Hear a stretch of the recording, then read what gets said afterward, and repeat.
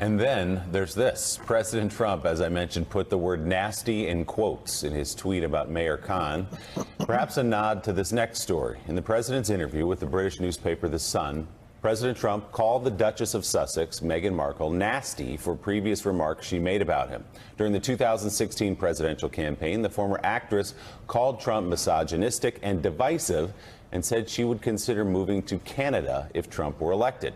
The Sun asked President Trump about those comments ahead of his official state visit to the UK. She said she'd move to Canada if he got elected. Turned out she moved to Britain. Well, that would be good. There are a lot of people moving here. So what can I say? No, I didn't know that she was nasty.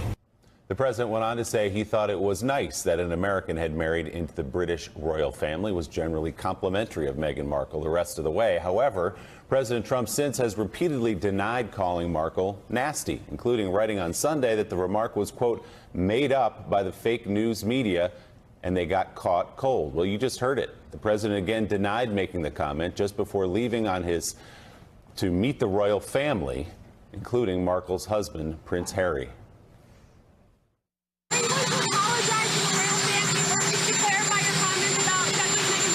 No, I made no bad comment. Thank you.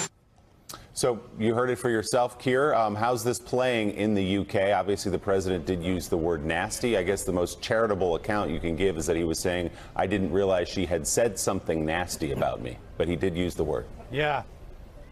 Well, he did use the word. Look, I read that as a classic British tabloid newspaper trap, and the President of the United States walked straight into it. Interesting that it was a tabloid trap by a newspaper owned by Rupert Murdoch. Interesting that the President chose to give that newspaper his interview and that they returned the favour in that way. On Sadiq Khan, look, I mean, it's beneath the presidency, really, isn't it, to get into an argument with the Mayor of London. The Mayor of London is a politician. The reality is that Londoners in particular are not particularly positive about President Trump. There will be many who are, but many who are not here. So in terms of votes, it works for the Mayor of London to be in a fight with the President of the United States. I suspect privately, behind closed doors, Sadiq Khan is rather enjoying it all.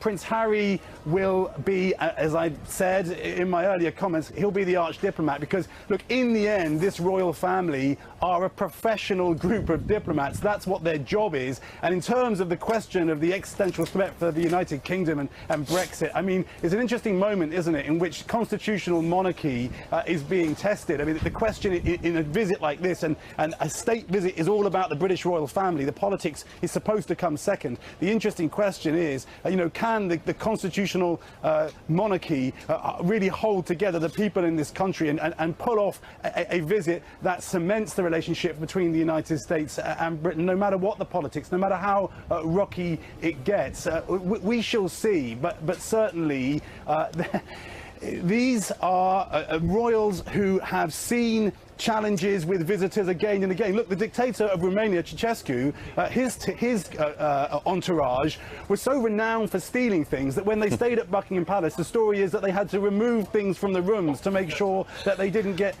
taken away. And so, this is nothing new to the royal family to have a politically difficult leader come. And after all, in the end, albeit President Trump, this is still the leader of the United States, Britain's most important partner, and that's the way that the leaders in the UK will see it. Well, let's hope the Queen leaves out the silverware for the President of the United States. NBC's Keir Simmons, that meeting about an hour from now, a little bit less, between the President and the Queen, a ceremonial reception in that beautiful building.